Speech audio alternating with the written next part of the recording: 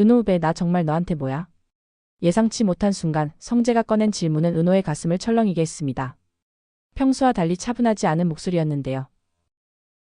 오랫동안 눌러왔던 속마음을 꺼내는 듯 떨림이 묻어 있었습니다. 그 짧은 순간에도 두 사람 사이에 감춰져 있던 긴장감이 터져 나오는 듯 했는데요. 은호는 아무 말도 할 수 없었습니다. 그날 저녁 은호는 카페 마감을 준비하고 있었습니다. 의자들을 정리하며 하루를 마무리하려던 그 순간 성재가 불쑥 들어왔습니다. 예상하지 못한 방문이었기에 순간 당황했지만 동시에 지난번 자신이 차갑게 대했던 일이 떠올라 미안한 감정이 밀려왔습니다.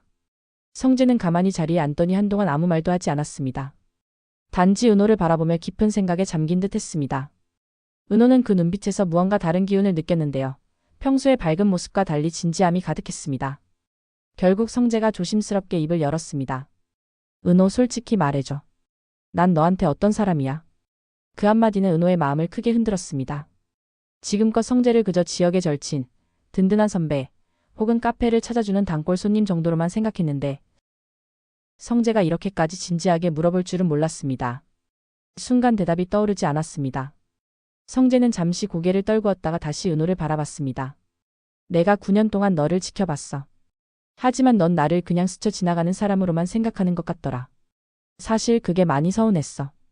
그의 눈빛 속에는 억눌러왔던 감정과 오랜 기다림의 무게가 담겨 있었습니다. 은호는 가슴이 먹먹해졌습니다. 늘 당연하게 곁에 있었던 성재의 존재, 언제나 자신을 배려하고 지켜봐주던 따뜻한 시선이 사실은 더 깊은 마음의 표현이었다는 사실을 뒤늦게 깨닫게 된 순간이었죠. 그 시각 지역의 집은 한없이 무겁고 어두운 공기 속에 잠겨 있었습니다. 휴대폰이 꺼진 지 나흘째 어디에서도 아들의 소식은 들려오지 않았습니다. 어머니 김다정은 하루에도 몇 번씩 번호를 눌러봤지만 돌아오는 건 차가운 기계음뿐이었습니다. 고객님이 사용하시는 전화기는 전원이 꺼져 있습니다. 짧은 안내 멘트가 들릴 때마다 다정의 눈가엔 눈물이 맺혔습니다. 옆에서 신문을 펼쳐든 이상철은 무심한 척했지만 사실 한 장도 넘기지 못한 채 같은 페이지를 들여다보고 있었습니다. 여보, 지혁이가 혹시 번호까지 바꾼 건 아니겠죠? 다정의 떨리는 목소리에 이상철은 신문을 접으며 단호하게 말했습니다. 그놈이 어디서 뭘 하든 상관없어. 제 발로 나간 놈인데. 그 말은 냉정하게 들렸지만 사실 그의 속은 불안으로 가득 차 있었습니다. 마지막으로 지혁과 주고받았던 대화가 머릿속에서 지워지지 않았거든요. 아버지는 우리 세대를 이해 못해요. 라는 말. 그 말이 아버지와 아들의 간극을 너무도 선명하게 보여주고 있었습니다. 집으로 돌아온 은호는 책장 앞에 멈춰섰습니다. 거기에는 지혁이 선물했던 건축서적이 여전히 가지런히 꽂혀 있었습니다. 책을 하나 꺼내 펼치자 사이사이에 끼워져 있던 메모들이 툭툭 떨어졌습니다. 은호야, 이 부분 참고해. 내 디자인 감각에 도움이 될 거야. 그 글씨들을 보자 은호는 눈물이 핑 돌았습니다. 이렇게 세심하게 자신을 챙겨줬던 사람이었는데 지금은 어디서 무엇을 하고 있는지도 알 수 없다는 현실이 너무도 허무했습니다. 책을 상자에 담아버리려 했지만 손이 떨려 쉽게 놓지 못했습니다. 그 순간 전화벨이 울렸습니다. 은호는 순간 숨을 고르며 확인했는데 지역의 번호가 아니었습니다. 대신 수정의 이름이 떠 있었습니다. 은호야, 소개팅 어때? 좋은 사람 있어. 은호는 잠시 망설였지만 결국 응 알겠어라고 대답했습니다. 하지만 마음 한구석이 시리게 복잡했습니다. 지역의 흔적은 여전히 짙게 남아 있었고 성재의 진심 어린 고백까지 겹치면서 더 이상 단순한 감정이 아니게 되었으니까요. 한편 성재는 지역의 동생 지환을 불러냈습니다. 가출한 형 대신 집안의 책임감을 더 크게 느끼고 있다는 걸 성재는 알고 있었습니다. 그래서 조심스레 제안을 꺼냈습니다. 지환아, 내가 요즘 일자리 찾는 거 안다. 우리 집 관련 일을 잠깐 맡아줄래? 영라 보디가드 겸 운전기사 자리야. 지환은 순간 얼어붙었습니다. 형의 친구 집안 문제에 개입하는 게 부담스러웠기 때문입니다. 그러나 현실은 달랐습니다. 오랫동안 백수로 지내며 마음이 지쳐 있었고 집안에 돈이 필요한 상황이었죠. 무엇보다 자신이 장손으로서 뭔가 책임을 져야 한다는 압박감이 지환을 누르고 있었습니다. 결국 지환은 작게 고개를 끄덕이며 대답했습니다. 형 부탁이니까 2달만. 그의 대답은 담담했지만 속으로는 형 지역에게 미안함이 더 크게 자리 잡고 있었습니다. 자신이 다른 집안의 일을 돕는 동안 정작 형은 어디서 어떻게 살고 있을지 알 수 없었으니까요. 이상철은 퇴직 이후 연이어 구직에 나섰지만 번번이 문전박대를 당했습니다. 면접을 보러 갈 때마다 되돌아오는 대답은 같았습니다. 연세가 좀 많으신 것 같은데요. 짧은 말 한마디가 가슴을 후벼 팠습니다. 이제는 야간 근무 낮은 급여 따질 겨를도 없었습니다. 가족을 위해서는 뭐든 해야 한다는 생각뿐이었습니다. 건강은 아직 좋습니다. 뭐든 성실히 하겠습니다. 자존심을 내려놓고 면접관에게 고개를 숙이는 자신이 낯설었지만 그것이 지금 할 수 있는 유일한 선택이었습니다. 집으로 돌아오는 길, 상철은 혼잣말처럼 중얼거렸습니다.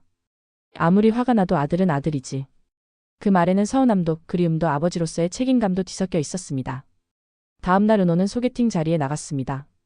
상대 남자는 안정된 직업의 성격도 차분했습니다. 대화도 매끄럽게 이어졌고 매너도 좋았습니다. 겉보기에는 전혀 흠잡을 데 없는 조건이었죠. 하지만 은호는 대화 도중 자꾸만 딴 생각에 빠졌습니다. 지혁이라면 이런 상황에서 뭐라고 했을까? 성재라면 어떤 표정을 지었을까? 눈앞의 남자에게 집중할 수가 없었습니다. 상대는 은호의 시선이 자꾸 멀어지는 걸 눈치챘는지 조심스럽게 물었습니다. 혹시 마음에 두고 계신 분이 있나요? 은호는 얼른 아니요라고 대답했지만 그건 분명한 거짓이었습니다. 아직도 마음속에는 지혁에 대한 미련과 성재에 대한 혼란스러운 감정이 자리 잡고 있었으니까요. 허름한 여간방, 지혁은 하루 종일 공사장에서 일하고 돌아와 지친 몸을 누였습니다. 몸은 고단했지만 정신만큼은 차라리 멍해져서 편했습니다. 그러나 밤이 되면 어김없이 가족과 은호의 얼굴이 떠올랐습니다. 그때 어머니 다정에게서 문자가 도착했습니다. 아들 어디에 있든 건강하게만 있어. 짧고 단순한 말이었지만 지혁의 눈시울을 붉게 만들었습니다. 그는 휴대폰을 꼭 쥐며 한참 동안 눈을 감고 있었습니다. 하지만 잠시 후 낯선 발신자에게서 전화가 걸려왔습니다. 화면에 뜬 이름은 정보아였습니다. 지혁 씨 아직 화 많이 나셨죠? 아버지께서 보상하신다고 했어요. 돈이면. 보아의 목소리는 한껏 낮아져 있었습니다. 그동안 많은 고통이 있었음을 짐작할 수 있었습니다. 그러나 지혁은 단호했습니다. 필요 없습니다. 당신도 이제 자기 인생 사세요. 그렇게 전화를 끊고 난 뒤 그는 휴대폰을 바닥에 던져버렸습니다. 돈으로 해결하려는 태도에 더 큰 분노와 허무함이 밀려왔습니다. 지화는 성재의 부탁으로 영라 곁에서 보디가드 일을 시작했습니다. 첫날부터 어색한 기운이 감돌았습니다. 영라는 지환과 눈을 마주치지 않았고 질문에도 단답으로만 답했습니다. 영라 씨 몇 살이에요? 엄마한테 물어보세요. 예상치 못한 대답에 지환은 당황했습니다. 단순한 질문에도 스스로 말할 수 없는 이유가 있는 듯 보였습니다. 그 속내가 궁금했지만 지환은 더 묻지 않았습니다. 아직은 때가 아니라 생각했기 때문입니다. 그러나 그날 밤 영라가 혼잣말로 흘린 한마디가 지환의 마음을 무겁게 했습니다. 자유롭게 살고 싶다. 동생 수빈은 유튜브 채널을 키우기 위해 성재에게 도움을 요청했습니다. 오빠 한 번만 나와줘. 조회수 확 오를 거야. 성재는 처음엔 망설였습니다.